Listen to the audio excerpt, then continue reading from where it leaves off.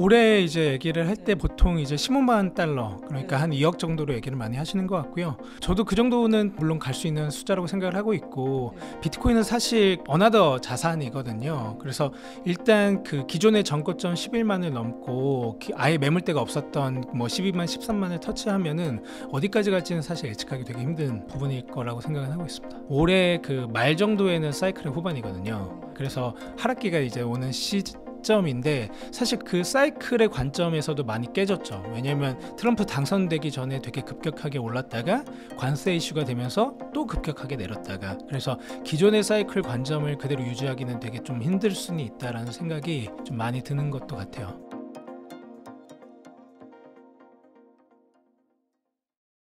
안녕하세요. 오늘 인터뷰 진행을 맡은 김혜은입니다. 요즘 비트코인 암호화폐 시장이 참 뜨거운데요. 이재명 대통령의 추경 그리고 큰손들의 움직임까지 시장에 정말 다양한 변수들이 있습니다. 그래서 오늘은 강승구 부대표님 모시고 암호화폐 시장 분석과 투자 전략에 대해 이야기 나눠보도록 하겠습니다. 부대표님 안녕하세요. 안녕하세요. 네, 부대표님을 처음 뵙는 분도 계실 것 같은데 간단하게 소개 부탁드립니다. 네, 안녕하세요. 저희는 한국 기업 최초로 비트코인 for Corporation이라는 그 미국에서 가장 비트코인을 많이 들고 있는 기업이죠. 나스닥 상장사인 스트래티지, 그리고 비트코인 매거진이 만든 비트코인 for Corporation이라는 기관이 있습니다. 거기에 한국 기업 최초로 가입한 이제 업로드 컴퍼니라는 기업이고요. 비트코인 적립식 투자 솔루션을 국내에서 이제 비트세이빙이라는 이름으로 대표적으로 하고 있습니다. 네, 부대표님 지금 암호화폐 시장 분위기 한마디로 표현하면 어떤 상황이라고 할 수 있을까요? 세 가지 정도의 그 느낌으로 좀 말씀을 드리려고 하는데요.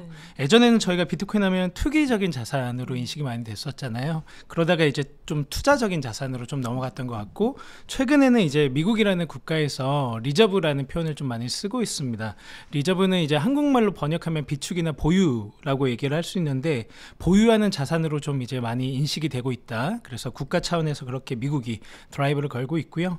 또한 저희가 잘 알고 있는 스트래티지, 미국의 스트래티지, 현재 50만 개에서 60만 개 정도 비트코인을 들고 있거든요. 그래서 이런 이제 스트래티지를 필두로 한 비트코인 비축 기업들이 계속적으로 나오고 있고, 중국과 미국의 이제 비트코인 패권 싸움이 진행이 되고 있고요. 또 하나는 이제 스테이블 코인이라는 걸 통한 유동성 공급이 좀 만들어지고 있다라고 보고 있습니다. 최근 또 이재명 대통령이 당선이 됐어요. 그리고 이재명 대통령이 20조 추경안이 이제 많이 이야기가 되고 있는데, 이게 암호화폐 시장에 미칠 영향 얼마나 클까요? 일단 돈이 많이 풀린다라는 그 것들을 이제 계속적으로 주고 있죠. 그래서 한국 주식 시장이 사실 더 선반영돼서 움직이고 있는 것 같아요, 코인보다. 그래서 그렇게 보고 있고, 20조로 처음에는 얘기를 하다가 최근에 30조라고 하더라고요. 그래서 금액적으로도 계속적으로 좀 늘어나는 부분들이 있다라고 보이고, 아까 이제 한국 주식 시장을 말씀드리기도 했었는데, 개인들이 투자할 수 있는 여력들이 계속적으로 증가하겠다라는 것도 있고, 코스닥과 코스피의 좋은 흐름들, 또한 이제 시장 전반적인 유동성 확대, 그리고 경기의 회복적인 기대감들이 계속적으로 좀 나오지 않을까라고 보고 있습니다. 또 최근에는 중국 엘리트 분들이 약간 비트코인을 쓸어담고 있다는 얘기도 들었는데, 이유가 뭘까요? 그리고 이게 앞으로 코인 시장에는 어떤 영향을 줄지도 궁금합니다. 네, 그 사실 이제 미국이 비트코인에서의 그 여러 가지 흐름들을 가장 주도적으로 최근에는 만들어 왔었는데, 중국이 원래는 이제 비트코인을 산업적으로 볼 때 리딩하던 국가였거든요. 근데 채굴을 금지를 했었죠. 정부 내에서 금지를 했었는데, 그 산업적으로 잘 들여다 보면 채굴기라는 거는 사실 중국에서 거의 90% 이상을 생산을 하고 있거든요. 그래서 산업적으로는 중국과 미국이 계속적으로 싸우고 있는 것들이죠. 이 비트코인 산업을 어디가 리딩을 할지. 또한 이제 중국에서의 엘리트라고 이제 또 표현을 하셨는데, 중국에서 이제 비트코인이 좋은 자산이라는 것들을 인식하고 있는 사람들 꽤 됐었고, 최근에는 이제 홍콩, 중국, 어떻게 보면 중국과 너무 연관이 깊은 나라죠. 이제 홍콩에서 비트코인 ETF가, 그리고 이더리움 ETF가 작년에 열렸었고요. 그래서 중국 내 이제 기업을 운영하시는 사람들이 홍콩에서 이제 그 계좌를 만들 수가 있거든요. 그리고 법인의 이름으로 비트코인을 살 수가 있습니다. 그래서 중국 사람들이 홍콩에 넘어가서 비트코인을 이제 지속적으로 투자하려고 하는, 새롭게 투자하려고 하는 흐름들이 계속적으로 좀 만들어지고 있다라고 보시면 좋을 것 같아요. 그럼 이제 중국에서 자금이 확실하게 더 많이 유입이 되겠네요? 네, 그럴 거라고 보고 있습니다. 그럼 비트코인 시장이 더 활발해지겠네요, 그렇죠? 맞습니다. 그 말씀하셨듯이 미국, 중국, 뭐 영국, 또한 이제 일본 같은 경우에서도 계속적으로 그 어답션이 나오고 있고요. 한국에서도 비트코인 ETF가 승인이 될 거라고 얘기가 되잖아요. 그래서 그런 좋은 흐름들이 나오지 않을까라고 생각하고 있습니다. 그리고 또 최근 약간 미국과 유럽의 금리 정책 변화가 굉장히 많이 이슈가 되고 있는데 이런 것도 암호화폐 시장에 어떤 영향을 줄까요? 금리는 사실 유동성인 것 같아요. 그래서 독일에서 먼저 이제 금리 인하를 발표를 했던 것 같고, 최근 이제 몇 주 전에도 계속적으로 이제 금리 인하를 발표하는 곳들이 나오는 것 같아요. 또한 한국도 계속적으로 이제 추경이 되고 있죠.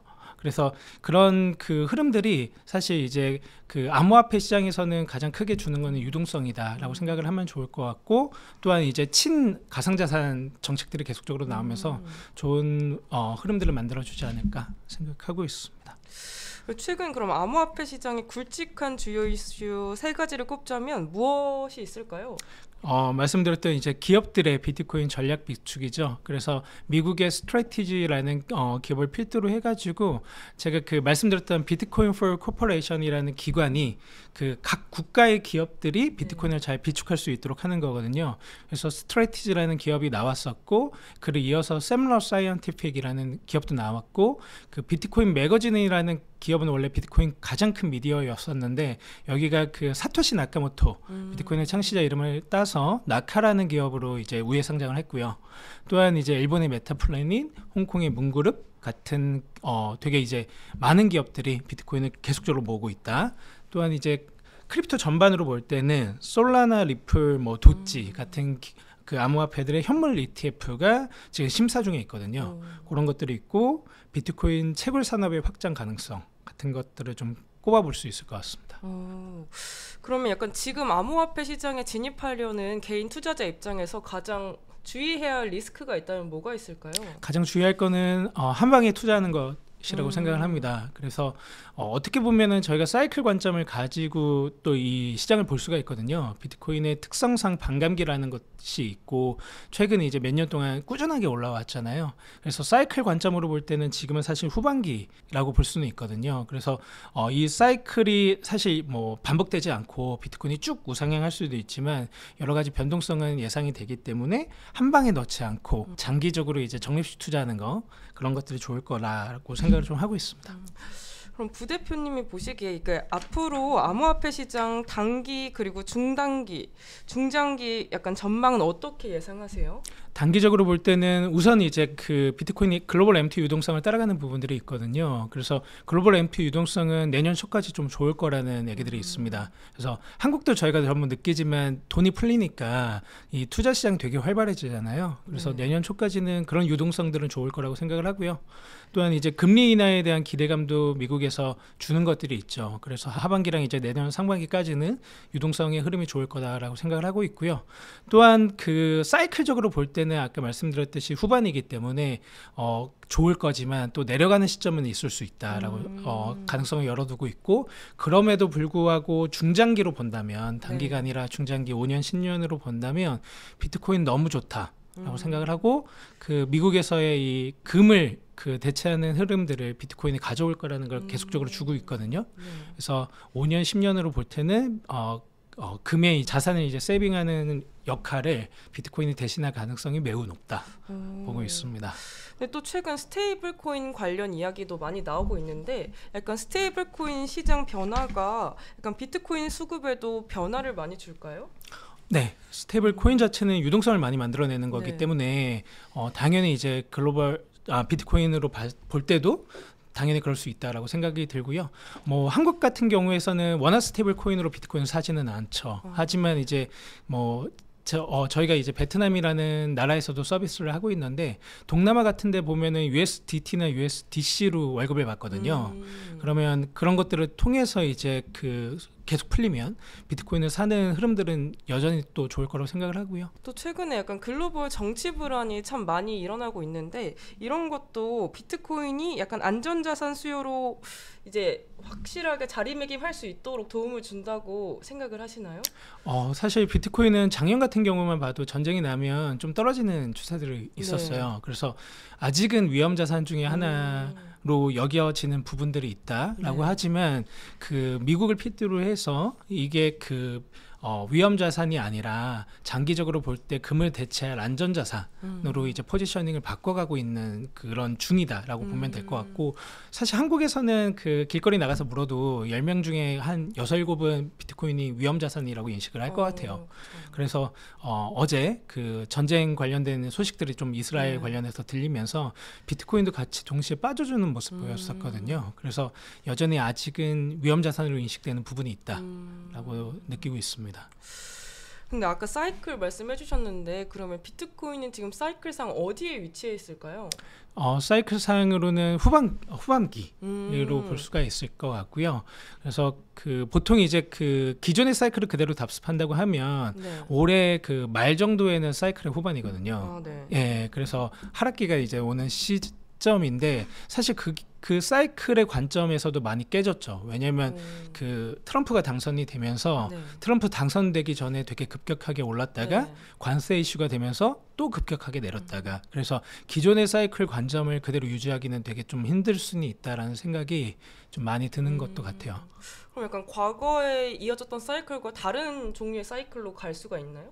그렇다고 느끼고 있고요. 금 같은 경우도 금 ETF 도입이 되고 나서 그 변동성이 되게 많이 줄어들었거든요. 비트코인 같은 경우도 비트코인 ETF가 승인이 되고 나서 예전과 같은 변동성을 유지하지는 않을 거라는 생각은 사실 좀 갖고 있습니다. 물론 봐야겠죠. 네. 이제 계속 봐야 알 수 예, 있는 예. 거겠죠. 그러면은 비트코인 지금 딱 진입하기에는 약간 애매한 시점이겠네요.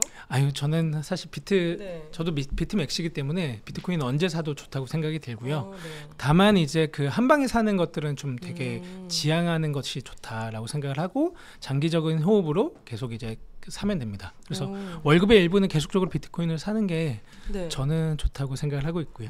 그럼 이제 비트코인 곧 있으면은 얼마까지 갈 거라고 예상하시나요?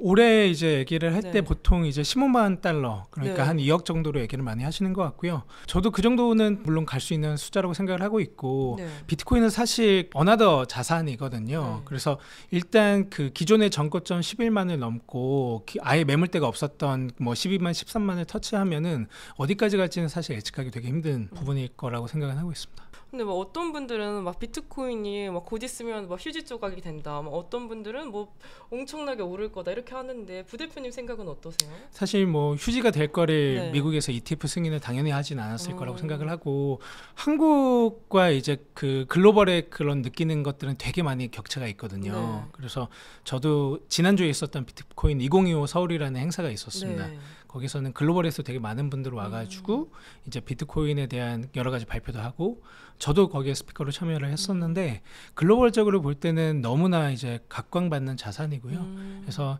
휴지가 되면 저는 더 담겠습니다. 예. 네. 열심히 주워 담을 생각이신 거예요. 휴지가 된다면 열심히 쓸어 담겠습니다. 비트코인이 참 안전자산이라고 하시는 분도 있고 약간 위험자산이어서 약간 들어가기 꺼려진다 이런 네네. 생각도 많이 하시고, 네. 약간 비트, 알트 이렇게 두 개가 있으면은 부대표님은 뭘 해야 더 수익률이 좋다고 생각하시나요? 그 수익률적으로는 알트가 좋을 때도 있을 거예요. 네. 뭐 예전 같은 경우에 보면, 예전 사이클을 보면 뭐 1000%, 1000%라고 하면 10배도 넘는 수익이죠. 네. 그런 수익들을 많이 만들어냈던 것 같은데, 사실 저는 알트는 하나도 없고요. 그래서 비트코인 프록시라고 하거든요. 비트코인과 연관된 기업들에만 투자를 하는 편입니다.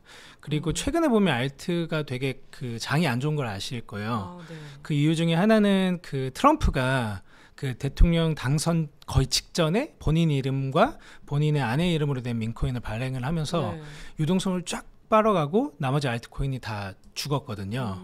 그래서 그런 식으로의 이 일부 코인들이 되게 좀 편향적으로 이제 오르고, 또 대부분의 다수의 코인들이 주목을 못 받는 경우들이 최근에 많이 나오고 있어서 굳이 알트코인에 투자해야 되나라는 생각이 항상 갖고 있습니다. 또 이제 국내 암호화폐 제도가 그렇게 많이 활성화되진 않잖아요. 네네. 약간 이제 개선 방향에 대해서 기대할 만한 부분이 있다면 뭐가 있을까요? 우선은 국내에서는 비트코인 현물 ETF 승인이 되지 않았다 보니까 대부분 그 기관이나 기업들이 살 수 있는 것들이 많이 없었고요. 또 또한 이제 올해 말 같은 경우에서는 기관 중심으로 이제 비트코인을 법인의 계좌로 살 수 있는 것들이 열리고, 내년 정도에는 이제 그 상장사가 아니라 일반 법인도 살 수 있는 부분들이 좀 많이 열릴 걸로 보고 있거든요. 그렇다고 하면은 이제 한국도 이제 미국의 스트래티지나 일본의 메타플래닛처럼 상장사들이 비트코인을 보유하는 흐름들을 만들어 줄 것이고요. 현재 한국에서는 비트맥스라는 기업이 있기는 해요. 그 기업은 이제 정식적으로 이제 법인의 계좌에서 이제 비트코인을 사고 이런 것들은 아니거든요. 네. 그래서 그 회장에 이제 사고 넘기고 이런 식으로 하고 있는데, 그래서 그런 식의 그 방법이 아니라 좀 이제 기업이 우리는 비트코인을 비축하겠다고 어나운스를 아예 자체적으로 발표하고 이 영업이익의 일부를 할당해서 비트코인을 산다거나 그런 것들이 좀 만들어지지 않을까 생각하고 있습니다. 지금 약간 국내 회사 중에 그런 흐름을 보이는 회사도 있을까요? 그 흐름을 사실 저희가 네. 좀 만들어가고 싶어서 하고는 있고요. 네. 저희가 그 업로드 컴퍼니라는 회사인데, 저희가 그 아까 말씀드렸던 비트코인 for 코퍼레이션, 그래서 스트래티지와 비트코인이 매거진이 만든 기관에 저희가 처음으로 가입을 했었고요. 그래서 지난달 같은 경우에는 비트코인 2025 라스베가스 행사가 있었습니다. 그래서 저희 기업도 참석을 했었고, 이번에 지난주에는 비트코인 2025 서울도 참석을 했었고, 그래서 저희는 사실 상장사는 아니지만 한국의 상장 기업들이 비트코인을 잘 이제 그 사기를 원하거든요. 네. 그래서 저희 솔루션을 활용해서 좀 사실 수 있도록 또 좀 만들고 있고, 그런 흐름을 좀 만들고 있습니다. 네, 최근 큰손들이 비트코인을 조용히 담고 있다는 소식을 들었는데요. 구체적으로 큰손들의 움직임 어떤 모습인지 궁금해요. 네, 그 블록체인 네트워크 네. 상에 기록되어 있는 데이터를 온체인 데이터라고 하고요. 누구나 볼 수 있는데 대부분 잘 보시지 않는 것 같고, 저희 같은 이제 그 온체인 데이터를 저희도 되게 많이 보거든요. 특허도 있고. 그래서 보는데 작년 이제 그 11월부터 12월까지를 볼 때 그 리테일 인베스터, 보통 이제 비트코인 10개 미만을 들고 있는 투자자들이 리테일 인베스터라고 하고요. 그리고 1000개 이상을 들고 있는 사람들이 라지 인베스터라고 하는데, 이게 그 작년 11월에서 12월 정도의 손바뀜이 확실하게 일어났고요. 지금도 보면 비트코인의 상승을 이끌었던 것들은 그 라지 인베스터 1000개 이상, 1000개 초과해서 이제 비트코인을 들고 있는 사람들이 비트코인 가격 상승을 이끌어냈다라는 것들이 뚜렷하게 온체인 데이터에 기록이 되어 있고요. 그 흐름을 만들어냈던 것들을 보면 저희가 그 앞에서도 말씀을 했었지만 그 국가 단위에서 비트코인을 사는 흐름들이 많이 생기고 있다고 말씀을 드렸잖아요. 그리고 네. 또한 이제 기관들 그리고 기업들, 네. 이런 돈을 이제 되게 많이 보유하고 있는 국가 기관 기업의 네. 참여가 상당히 많이 늘어나면서 이런 이제 비트코인 상승의 흐름들을 만들어냈다. 그 사람들이 큰 손이다라고 볼 수 있을 것 같습니다. 그럼 이제 비트코인 가격이 약간 표면적으로 보면 1억 원이 넘는 수준이라서 투자자분들이 약간 투자를 하기에 부담을 느끼시는 분들도 계실 것 같은데, 지금 딱 매수하기에 어떻게 매수를 하고 이게 단타를 쳐도 될지 이게 참 고민이 되는데, 부대표님 생각은 어떠세요?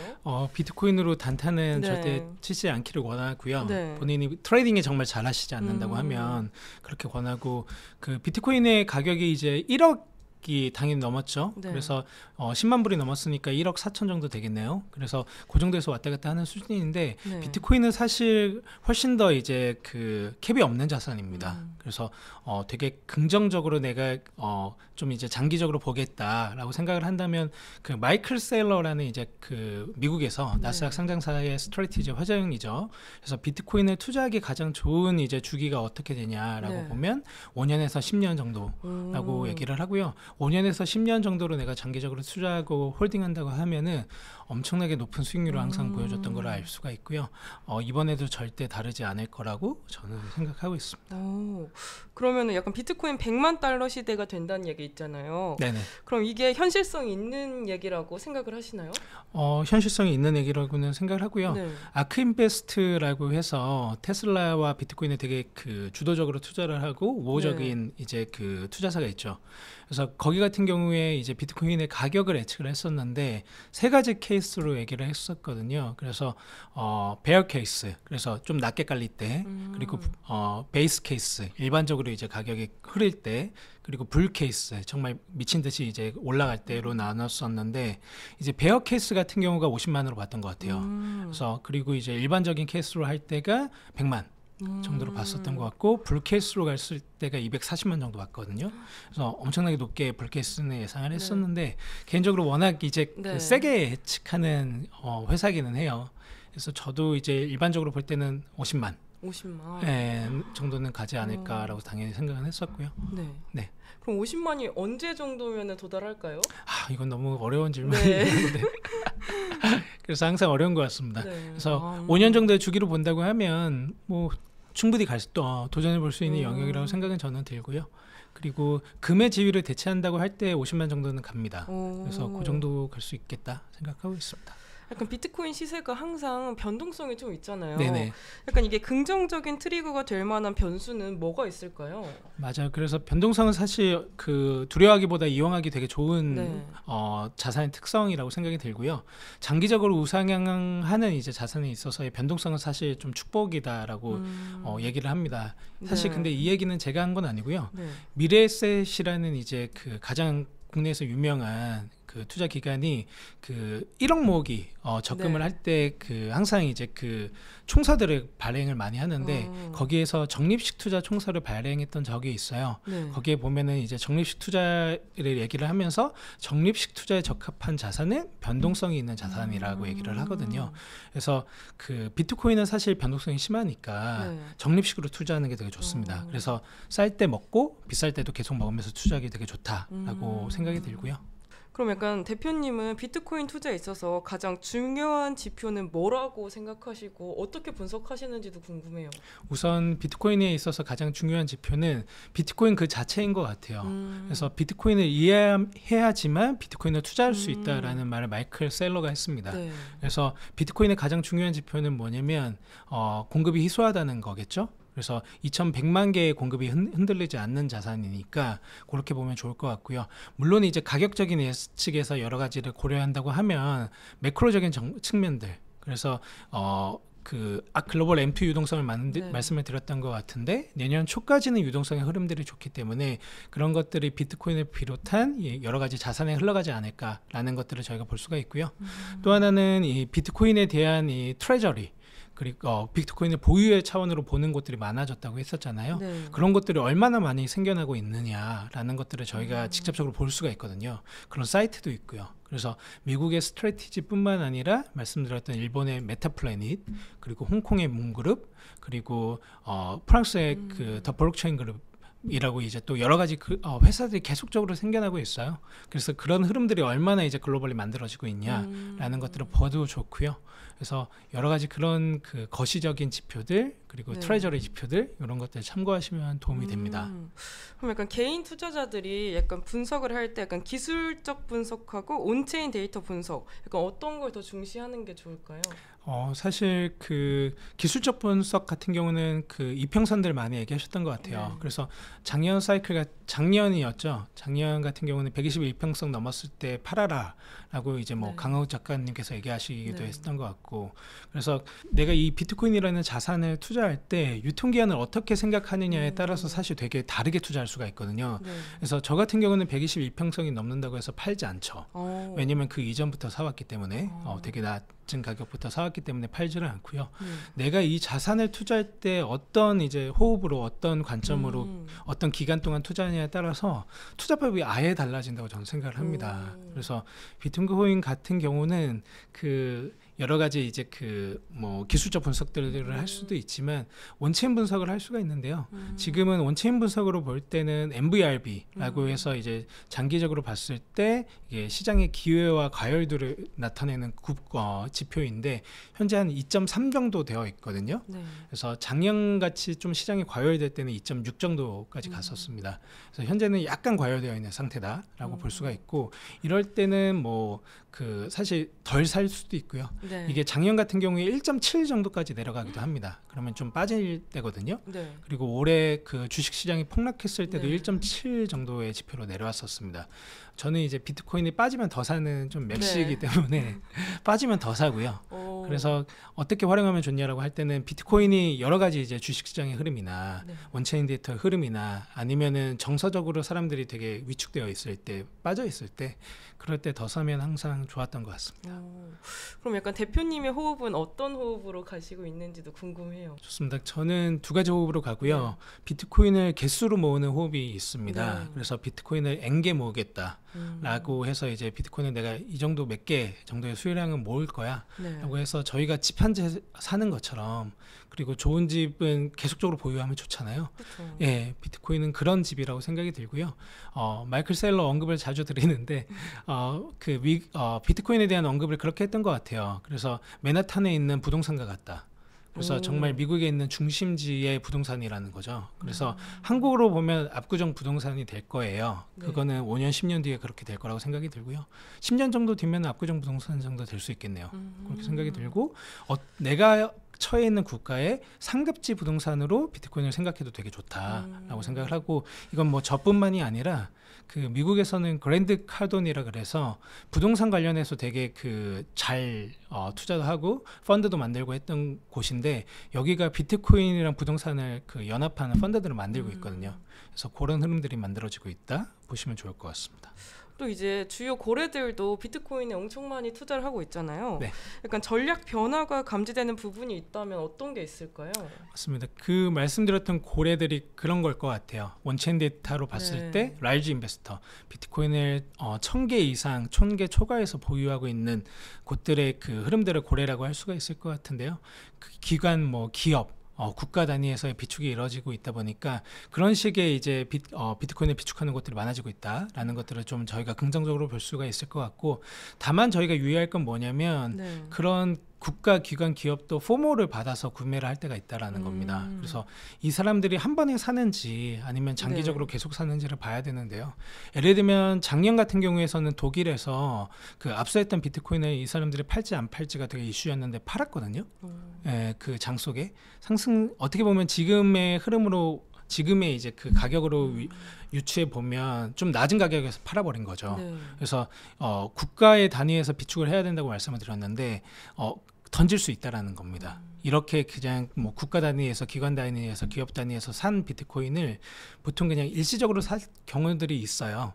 그래서 이렇게 장기적인 호흡으로 보지 않고 구매했던 비트코인은 개인뿐만 아니라 다들 던질 수 있다라고 보실 수도 있을 것 같아요. 근데 막 제가 알기로는 거래소 리스크가 아직도 막 존재한다고 들었어요. 네네. 근데 약간 이런 거 있어서 투자 시에 어떤 걸 체크하면 좋을까요?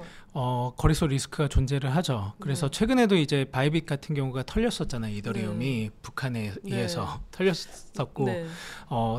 정말 잘 터는 것 같아요, 북한은. 그래서 거래소의 그 위험한 부분들은 항상 존재를 하고요. 네. 그래서 사실 해외 거래소보다 국내 거래소를 보통 그래서 많이 이용을 하시죠.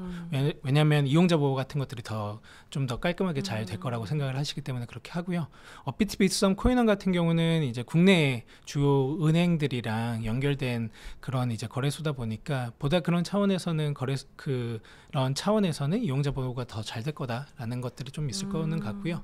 가장 좋은 거는 비트코인은 개인 지갑에 들고 있는 게 가장 좋기는 합니다.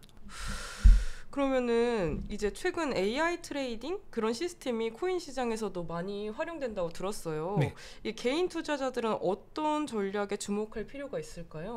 AI를 활용한 것들이 좀 이제 투자 시장에도 많이 나오는 것 같아요. 네. 주식 시장에서도 좀 접근이 되는 것 같고, 일반적으로 트레이딩을 한다고 했을 때 사실 뭐 AI가 더 잘할 수 있는 영역들이 저는 존재한다고 생각을 하거든요. 그래서 감정적인 것들을 배제하고 여러 가지 그 수급이나 이런 것들을 다 분석을 해가지고 기업의 그 매크로나 기업의 이제 가치 분석이나 이런 것들도 AI가 나중에는 더 잘할 거라고는 생각이 듭니다. 그래서 트레이딩을 당연히 이제 AI가 잘할 수 있는 시대는 오겠지만 그런 트레이딩 펌들이 아직 많지는 않은 것 같아요. 저도 주위에 아는 분들이 있지만. 그리고 저희 서비스 같은 경우도 AI를 활용하거든요. 그래서 아까 이제 그 비트코인이 쌀 때 더 많이 사고 비쌀 때 더 적게 산다고 말씀을 드렸었는데, 저희 비트세이빙이라는 서비스 같은 경우도 AI랑 온체인 데이터 분석을 합니다. 그래서 비트코인이 좀 이제 싸다라고 판단될 때는 더 많이 사주고요. 그리고 비싸다라고 판단이 될 때는 더 적게 사주는 스마트 저금통이 있습니다. 그래서 저희도 그런 것들을 좀 활용하고 있다. 보시면 좋을 것 같아요. 또 이제 막 미국에서는 공적 기금에서도 약간 암호화폐 간접 투자가 막 네. 가능해질 수 있다. 약간 이런 이야기가 나온다고 들었어요. 약간 이런 흐름도 시장에 어떤 시그널을 줄 수 있을까요? 맞습니다. 공적 기금, 연기금 이런 네. 데서도 이제 비트코인을 사려는 것들이 계속적으로 네. 만들어지고 있거든요. 사고 있고 실제로도. 그래서 이거는 뭐냐면 자기적인 호불호 투자하는 곳들에서 비트코인을 사고 있다라는 네. 것들로 볼 수가 있을 것 같아요. 그래서 개인의 입장에서 보면은 단기적인 하락들이 좀 흔들리실 수 있죠. 네. 하지만 넓은 이제 시계열 차원에서 이제 갖고 있는 곳들은 계속 비트코인을 사고 있는 겁니다. 그래서 그런 흐름들이 저희가 아까 얘기했던 5년, 10년 단위로 이 자산을 접근한다면 되게 좋은 결과들을 만들어내지 않을까라고 생각하고 있습니다. 부대표님이 생각하시기에 한 10년 후에는 비트코인이 한 가격대가 어느 정도까지 오를 수 있을까요? 사실 5년도 예측하기 네. 힘들기는 하더라고요. 그래서 아까 5년으로 얘기를 했을 때 제가 네. 50만 얘기했던 네. 것 같아요. 그게 그 금의 지위를 어느 정도 가져갔을 네. 때, 대부분 가져갔을 때가 그 정도라고 생각을 하거든요. 그래서 일단은 50만 한번 저희가 보고요. 네. 그다음 한번 말씀 나눠보면 좋을 것 같습니다. 그럼 약간 5년 뒤에는 이제 비트코인이 금과 지위가 동등해질까요? 금의 지위를 넘어설 수도 있을 거라는 생각은 들고요.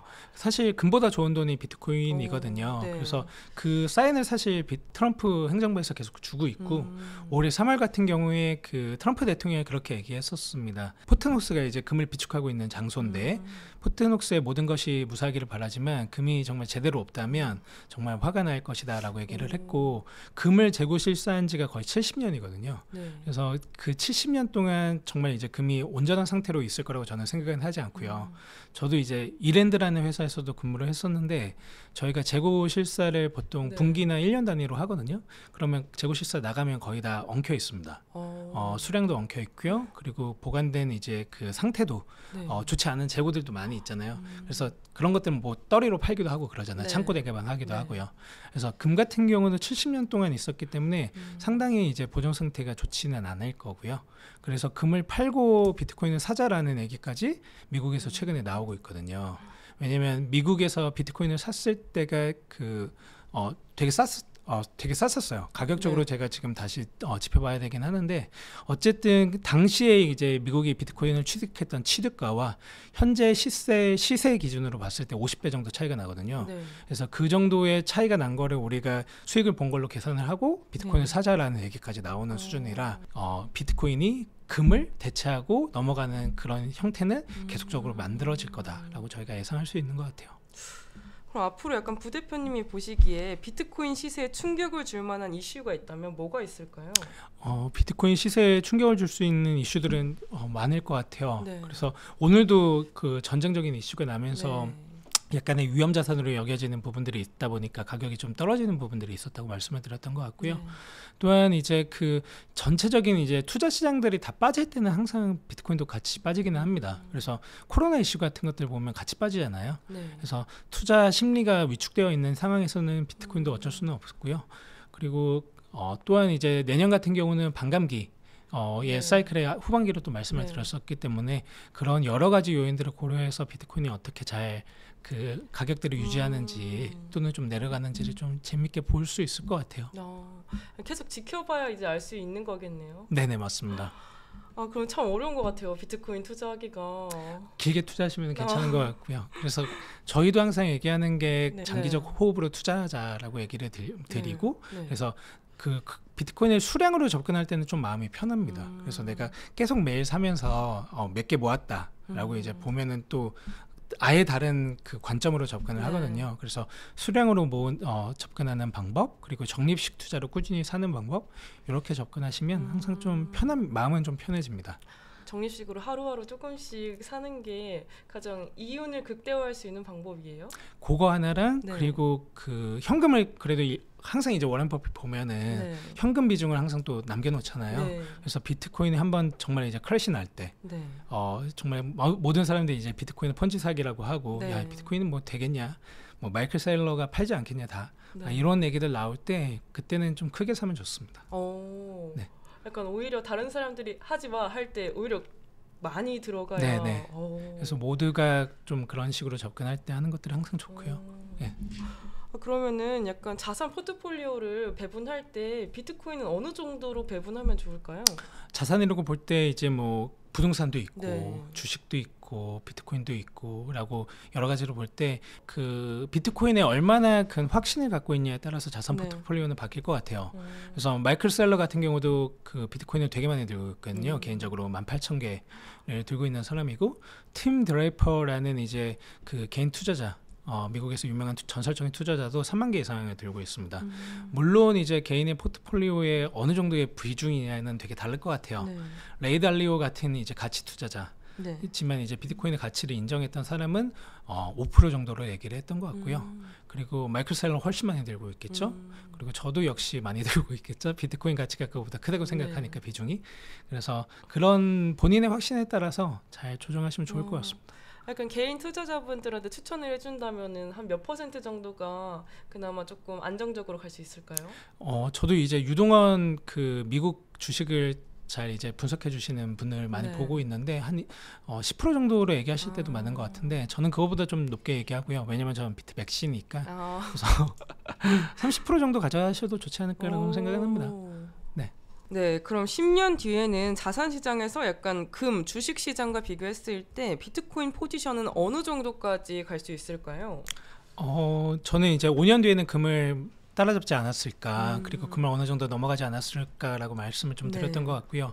그 이유는 트럼프 정부에서 아까 말씀드렸다시피 포트녹스의 모든 것이 무사하게 말하지만 금이 정말 제대로 없으면 화가 날 것이라는 등의 이제 비트코인이 금을 넘어설 거라는 뉘앙스를 확실하게 주고 있고요.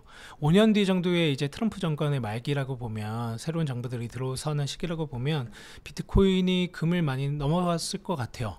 그렇게 생각이 좀 들고 있고요.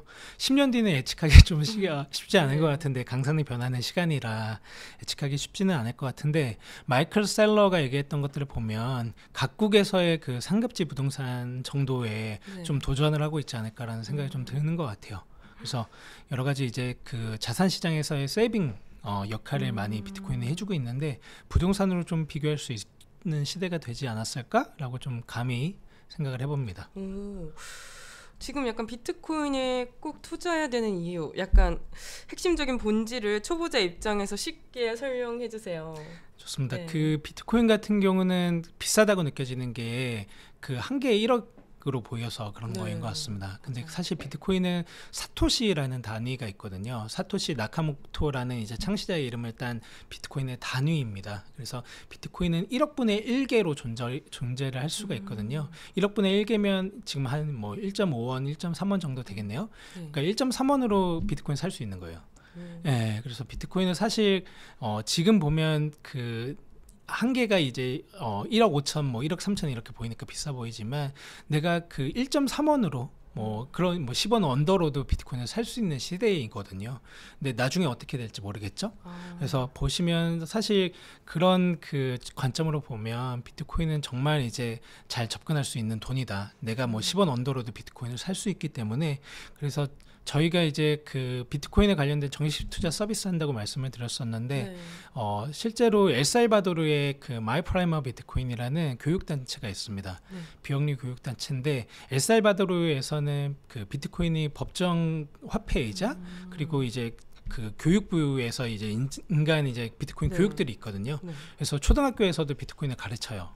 그래서 거기서는 보면 비트코인에 대해서 정말 이제 그 여러 가지로 잘 가르치는데, 그런 나라에서는 이 비트코인이 그 정말 이제 다 작은 단위로 10원으로 사고 막 이럴 수 있는 수단이잖아요. 그래서 지난주에 이제 왔었던 이제 마이프라이머 비트코인의 그 월리라는 디렉터가 저랑 되게 친한 친구인데, 저도 이제 그 책을 베트남어로 번역을 하고 있는데, 비트코인이 저축의 대상으로 정말 잘 쓰이고 있다고 얘기를 하더라고요. 엘살바도르에서.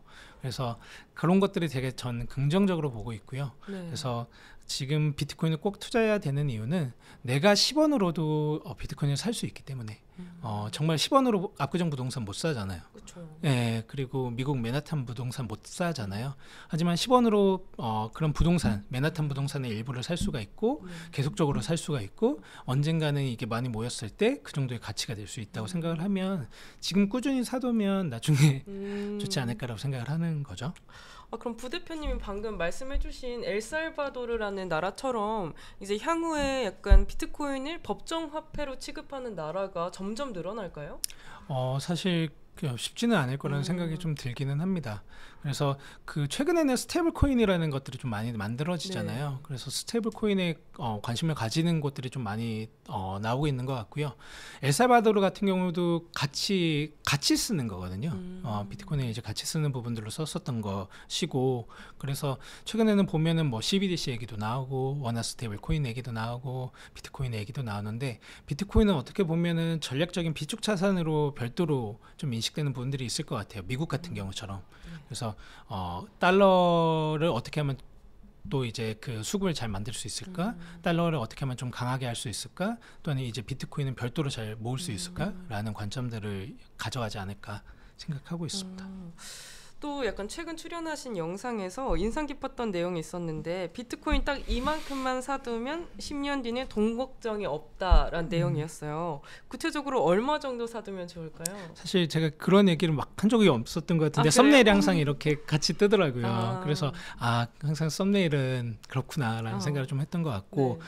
사실 비트코인을 이만큼 사두면 좋다라고 할 때는 이건 정답이 없는 거는 같아요. 왜냐면은 개인마다 소득 수준이나 자산 수준이나 목표가 다르잖아요. 네. 그래서 그 말씀드렸던 엘살바도르 같은 국가는 비트코인 한 개만 당연히 걱정이 없겠지만, 네. 한국에서는 어떻게 될지 사실 좀 모르는 측면들이 있는 것 같고, 그래서 이거는 개인마다 그 목표들을 좀 갖고 비트코인을 잘 홀딩하고 모으고 잘 팔지 않는 부분도 되게 중요하고, 꾸준히 이제 비트코인을 살 수 있는 부분들도 중요하겠다라는 생각들을 하는 것 같습니다.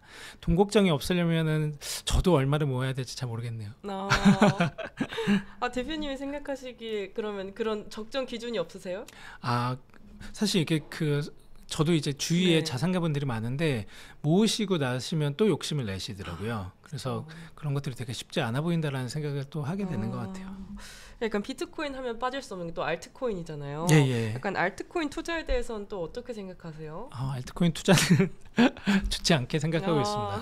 그래서 사실 이렇게 얘기하면 또 모르겠네요. 한국에서는 사실 리플이 비트코인보다도 인기가 많은 코인이다 보니까 얘기할 좀 조심스러운 부분들이 있는데요. 저는 개인적으로는 알트코인은 투자하지 않고 There is no second best라고 마이클 세일러가 얘기를 했었거든요.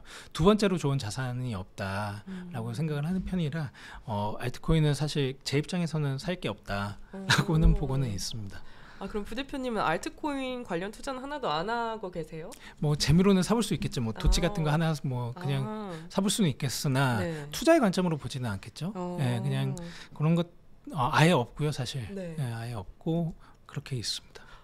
그러면 눈여겨보고 있는 알트코인도 딱히 없으시겠네요? 사실 근데 업계에 종사하고 있는 사람이기 때문에 그 흐름은 누구보다 잘 추적하고 있는 거는 같아요. ETF가 어떻게 이제 알트코인 이더리움에서는 스테이킹 ETF가 어떻게 도입할지도 되게 재밌게 보고 있고, 솔라나 리플이나 도치코인 ETF가 승인이 될지도 되게 재밌게 보고 있는데요. 근데 사실 투자의 관점으로 보고 있지는 않다. 저는 이제 업계에 종사하고 있는 사람이기 때문에 전문가의 입장에서, 종사자의 입장에서 보는 것이지, 단지 이제 투자는 자산이라고 할 때는 저는 there is no second best다라고 비트코인 외에 더 좋은 건 없다라고는 생각은 하고 있습니다. 약간 막 블록체인 응용 분야도 주목을 많이 받고 있다고 들었어요. 네네. 그러니까 이 부분도 별로일까요? 블록체인 분야는 항상 이제 주목을 받았던 게 2017년도가 그랬던 것 같아요. 당시에는 되게 ICO도 활발하게 했었고, 이런 이제 알트코인이 주목을 받을 때 블록체인도 다시 주목을 받거든요. 근데 블록체인이라는 기술이 되게 사실 오래된 기술인데 항상 그랬던 것 같아요. 그래서 알트코인들이 이제 보통 나올 때 블록체인 기술들 가지고 많이 이제 백서 같은 것도 쓰고, 이런 블록체인 기술로 우리가 세상을 바꿔보겠습니다라고 많이 나오거든요. 그래서 그런 것들이 많았는데, 이번에 만약에 알트코인이 긍정적인 흐름들이 정부에서도 만들어지고 글로벌에서 만들어진다면 그런 것들은 얘기가 좀 나올 수는 있겠다 생각은 하고 있습니다. 암호화폐 시장이 변동성이 큰 편인데요. 약간 리스크 관리는 어떻게 하면 좋을까요? 저는 이제 제가 최근에 이제 책을 하나 또 쓰고 있는 게 있어요. 절대 실패하지 않는 비트코인 투자법이라는 책을 쓰고 있고요. 제가 개인적으로는 땡스가 폴 비트코인이라는 그 미국의 유명한 이제 비트코이너들 지미송을 비롯한 분들이 이제 쓴 책을 최근에는 번역해서 가져왔었는데 최근에는 책을 적립식 투자법, 비트코인 투자법에 대해서 좀 쓰고 있습니다. 그래서 거기에 이제 리스크 관리에 대한 내용들이 있거든요. 그래서 저는 3가지 정도로 보면 좋을 것 같아요. 첫 번째는 투자 시점. 내가 투자를 하는 시점이 지금 어느 정도의 시점으로 보이냐. 또 하나는 내가 투자하는 돈, 현금이 유통기한이 어느 정도 갖고 있는 돈이냐. 그리고 또 하나는 투자 방법일 것 같습니다. 그래서 지금 투자 시점으로 보면 저는 어떻게 보면 비트코인 사이클 후반이기 때문에 한 방에 다 투자하는 건 항상 좀 위험하다라고 생각이 들고요. 일부러 좀 투자해 본다거나 비트코인을 공부하면서 내가 약간 투자해 본다거나 그렇게 해보시면 좋을 것 같고요. 초보 투자자분들은 또한 이제 내가 투자하는 돈의 유통기한을 보면 좋을 것 같아요. 그래서 마이클 셀러가 5년, 10년 투자하면 정말 가장 좋다고 했었는데 내가 만약에 1년 정도의 유통기한이 있는 현금을 지금 투자한다라고 하면 리스키할 거예요. 그래서 그런 것들을 잘 고려해서 하시면 좋겠다라고 생각이 들고요. 3번째가 투자 방법인 것 같습니다. 그래서 한 방에 투자하지 않고 그리고 내가 잘 모르는데 트레이딩 막 하지 말고 그래서 장기적인 호흡으로 이제 거치식 바이어 홀드라고 하거든요. 그리고 또한 이제 비트코인 맥시 사이에서는 호들이라고 하고 내가 이제 거치식으로 얼마나 잘 오랫동안 들고 있을 수 있냐라는 관점 하나랑 DCA 적립식 투자하는 것들 좀 권장해 드리는 편입니다. 부대표님이 일반 투자자분들한테 약간 유통기한을 정해준다면 어느 정도가 적당할까요? 최소 이제 3년에서 4년 정도는 비트코인을 DCA 적립식 투자하시면서 하시면 정말 실패하지 않는 투자법이라고 생각이 들고요. 이게 항상 갖고 있으려고 해도 돈이 오르락 내리락 하는 거 보면은 이게 참 마음이 좋지가 않아요. 부대표님은 암호화폐 시장에서 어떻게 시장 급락 급등에서 본인만의 원칙을 지키시는지 궁금해요. 본인만의 원칙이 있다면 기본적으로는 알트코인에 눈길도 주지 않는 거라는 생각이 드는데요. 보통의 이제 투자자분들이 비트코인을 투자하겠다고 오셔가지고 되게 변동성이 심한 것들에 손을 대시거든요. 그래서 저희 서비스 같은 경우도 10,000명 정도의 액티브 유저가 있는데 보통 이제 비트코인에 관심을 가지고 들어오신 다음에 거래소에 접속하시면 뭐 당일이나 며칠 사이에 빨간불 들어오는 코인들이 많이 보입니다. 막 10% 이상 올라가는 코인들도 있고요. 그러면은 그런 코인에 투자를 하시고 나서 나중에 한번 계속 물어보세요. 이 코인 어떻게 될 거 같냐고. 그렇죠. 그래서 저도 모르겠다고 대답을 많이 드려서 저는 이제 권장드리는 거는 비트코인 외에는 다른 코인들은 잘 건들지 않으시는 것을 추천하는 편입니다. 그러니까 변동성이 알트코인처럼 엄청나게 오르락 내리락 하는 거는 정신 건강에도 별로 좋지 않겠네요. 그렇죠. 정신 건강에도 너무 좋지 않고요.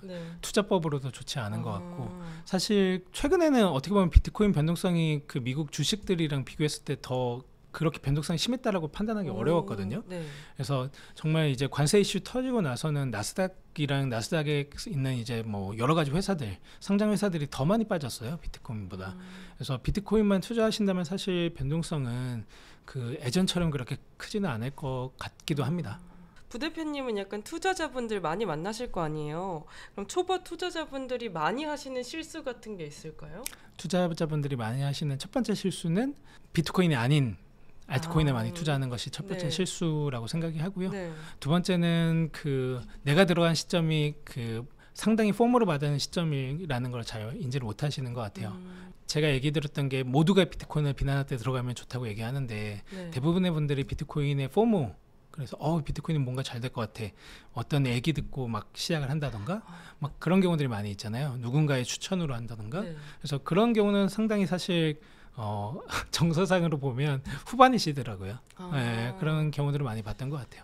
한국인은 군중 심리가 어쩔 수 없는 것 같아요. 맞아요. 모두 투자하러 가면은 저도 모르게 돈을 넣고 있더라고요. 그렇게 되는 것 같습니다. 거기 스스로 줏대를 지키고 있어야 휩쓸리지 않고 돈을 지킬 수 있고 돈을 더 많이 이윤을 얻어갈 수 있겠네요. 네네. 저는 비트코인은 그렇게 투자하시면 좋다고 생각합니다. 앞으로 10년 후에 개인 투자자들이 비트코인을 어떤 목적으로 가장 많이 활용하고 있을까요? 개인 투자자들이 비트코인을 아까 얘기했듯이 10년 후면은 부동산이라는 자산에 좀 더 네. 접근해 있는 자산이 아닐까라고 말씀을 드렸던 것 같고요. 10년 뒤면은 정말 이제 좋은 부동산 한 채 사는 느낌으로 비트코인이 되어 있겠네요라는 생각이 저는 좀 드는 것 같습니다. 그래서 그렇게 보시면 좋을 것 같아요. 10년 후면 비트코인으로 부동산을 살 수 있을까요? 부동산 지금도 살 수는 있잖아요. 아, 1억 그쵸. 5천이면은 뭐 네. 그 지방 부동산들은 뭐 네. 가벼운 것들은 살 수가 있잖아요. 그래서 10년 후면은 뭐 상당히 더 올라가 있겠다라는 생각이 듭니다. 인플레이션이 어떻게 되어 있을지는 모르지만 그만큼 물가가 올라 있을지는 모르지만 어쨌든 비트코인은 그 물가 상승을 넘어서 훨씬 더 잘 좋은 가치로 성장했을 겁니다. 부대표님이 네. 비트코인만 하신다고는 했지만은 다른 프로젝트들도 열심히 보실 거 아니에요? 예. 약간 신규 프로젝트 중에 약간 이건 좀 괜찮아 보인다 이런 것들이 있을까요? 신규 프로젝트 중에요. 네. 네, 하나도 안 보이긴 하나도 안 보이네요. 하나도 잘 안 보이긴 하더라고요. 네. 뭔가 이제 항상 보면 또한 이제 한국에 오는 코인들은 대부분 끝물에 오기는 해요. 그래서 뭐 어디 하고 하다가 한국에 와서 마지막에 그 보통 이제 설거지한다라는 표현을 많이 쓰는데 그런 경우들이 좀 많이 있고요. 뭐 9월에 이제 KBW라는 코리안 블록체인 위기이기도 네. 하는데 그런 데서 와서 뭐 해외 재단들 와서 뭐 홍보하면서 코인 팔고 가고 그런 경우들도 많았던 것 같고 네. 저희가 사실 해외 사업들을 하거든요. 네. 근데 키르키즈에서 저희가 비트코인 채굴 사업하는 것들이 있는데 최근에 그런 연락을 받았던 게 있습니다. 어느 재단이 그 키르키즈에 와서 교민들을 상대로 코인을 팔고 있다라는 거예요. 그래서 들었는데 되게 한국에서 되게 유행 한참 몇 년 전에 지난 코인이고 한국에서 사지도 않는 코인인데 거기서 팔고 있더라고요. 그러니까 해외 교민들을 상대로. 그래서 그런 것들 저는 너무 많이 보기 때문에 좀 안타까운 마음이 많이 들죠. 그러니까 신규 프로젝트라고 하면은 저도 모르게 혹해가지고 나도 한번 사볼까 이런 생각이 조금씩 들거든요. 예. 그런 생각 정말 주의해야겠네요. 네, 저는 그렇게 생각하고 있습니다. 이제 약간 CBDC도 굉장히 비트코인과 함께 대두되고 있잖아요. 네. 약간 CBDC 등장 이후에도 비트코인이 경쟁력을 그대로 유지할 수 있을지도 궁금해요. 사실 뭐 CBDC 그리고 뭐 원화 스테이블 코인이 있지만 다들 이제 그 소위 매기하면은 약한 돈이긴 하거든요. 예, 그래서 1971년대 이제 근본이제 이후로는 뭔가 이런 금과 같은 자산과 패깅되어 있는 돈은 사실 없잖아요. 그래서 돈이라는 거는 사실 공급량을 늘릴 수 있으면 다 약한 돈인데 그래서 뭐 CBDC를 미국에서는 안 하는 거를 사실 결정을 했었고 그리고 원화 스테이블 코인 같은 경우는 뭐 기업에서 뭐 미국 기업뿐만 아니라 해외 어느 기업도 할 수 있는 것처럼 이제 열어주려는 것들조차 논의가 되고 있다 보니까 이 그 법정화폐 어떻게 보면 피at 커런시라는 거는 비트코인에 비하면 사실 되게 엄청 약한 돈이죠. 네, 저는 그렇게 보고 있습니다. 비트코인이 기승전 비트코인이네요. 그렇게 되는 것 같습니다. 비트코인에 대해서 저는 요즘에 그렇게 많은 생각을 하지 않고 있었거든요. 알트코인이 조금 더 수익을 많이 볼 수 있지 않나 이런 생각을 했었는데 또 다시 비트코인에 혹하게 되는 느낌이 들어요. 예. 비트코인 투자 어떻게 해야 가장 많이 이익을 볼 수 있을까요? 비트코인 투자요. 네. 뭐 여러 번 말씀드리는 것 같기는 하지만 하나는 이제 수량을 목표로 해서 내가 들고 가는 거 정말 장기적인 모습으로 그 목표를 가지고 수량을 들고 가는 것이고 또 하나는 이제 적립식 투자를 하는 건데요. 일반적인 적립식 투자는 사실 그 뭐 여러 가지 이제 플랫폼들이 있어요. 거래소에서도 일부 기능으로 제공해 주기도 하고요. 근데 저희 회사 서비스 같은 경우는 AI랑 원체인 데이터 분석해서 비트코인이 쌀 때 더 많이 사주고 비쌀 때 더 적게 사주면서 또 수익률을 극대화해 주는 구매 비중을 조절해 주는 스마트 저금통이 있고요. 또 하나는 이제 그 말씀드렸듯이 보통 우리 물 탄다고 하죠. 주식에서. 그래서 빠질 때 들어가서 사잖아요. 그래서 저희가 물타기 기능도 있거든요. 평균 구매 단가를 좀 낮춰주는 평단가 낮춰주는 기능도 있어서 요거는 한 달에 한 8번 정도 삽니다. 그래서 좀 하락 신호 있을 때 사거든요. 그래서 말씀드렸던 구매 비중 조절해주는 스마트 저금통 그리고 구매 빈도 그래서 좀 이제 하락 신호 물타기 할 때 하는 거 이제 스마트 저금통 물타기 조합으로 하면은 제가 계산해 보니까 일반적식 투자보다 꽤 높더라고요. 그래서 최근 1년 동안 저희 요거 이용하셨던 분들은 50% 이상 수익률 보시고 계신 것 같아요. 그래서 나쁘지 않죠. 너무 좋네요. 그래서 그렇게 하는 게 좋더라고요. 저도 이제 그 뭐 소위 트레이딩 해본다고 그런 것들 네. 저도 안 해봤겠습니까? 올해 2017년부터 비트코인 알았으니까. 네. 근데 항상 잘 안 되더라고요. 아, 예. 네, 오늘 강승구 대표님이랑 비트코인 관련해서 다양한 이야기 나눠봤는데요. 부대표님, 저희 그러면은 성공의 진심인 구독자분들께 한 말씀 해주세요. 저도 이 질문이 네. 그 질문지에 있는 거 보고 되게 놀랐는데요. 네. 아마 성정길 그 대표님께서 성공이라는 거를 그 많이 얘기해 주시는 것 네. 같다는 생각이 들었었습니다. 그래서 성공이라는 거를 저도 이 질문지를 보고 네. 좀 찾아보고 어떻게 정의할 수 있을까를 많이 쓰다가 제가 성공이라는 거를 감히 얘기하기는 어려운 사람이라고는 생각이 드는데 성공은 자신을 위해서 쓰는 것을 좀 넘어서 다른 사람을 위해서 돈을 쓸 수 있을 때 성공한 삶이 아닌가라는 생각을 좀 했었거든요. 그래서 저 역시 이런 사람이 되려고 좀 노력을 하는 편인데 성공은 사실 정해진 건 없잖아요. 그래서 뭐 10억을 갖고 있는 사람 중에서도 다른 사람을 위해서 쓸 수 있는 사람이 있을 것이고 10억을 가졌는데 전혀 다른 사람을 위해 못 쓰는 사람도 있을 거라는 생각이 듭니다. 그래서 성공이라는 목표를 가질 때 우리가 좀 이제 타인을 위해서 좀 더 여유롭게 쓸 수 있는 정도가 우리가 되면 되게 좋겠다라는 생각을 저도 이 질문지를 보고 생각을 했던 것 같아요. 너무 멋있는 아니. 네, 오늘 강승구 부대표님과의 인터뷰에서 여러분들도 투자 전략을 세우는데 정말 많은 도움이 되셨으면 좋겠고, 네, 오늘의 영상이 많이 유익하셨다면 좋아요와 구독 부탁드리고 저희는 다음에 더 재미있는 콘텐츠로 찾아뵙겠습니다. 감사합니다. 감사합니다.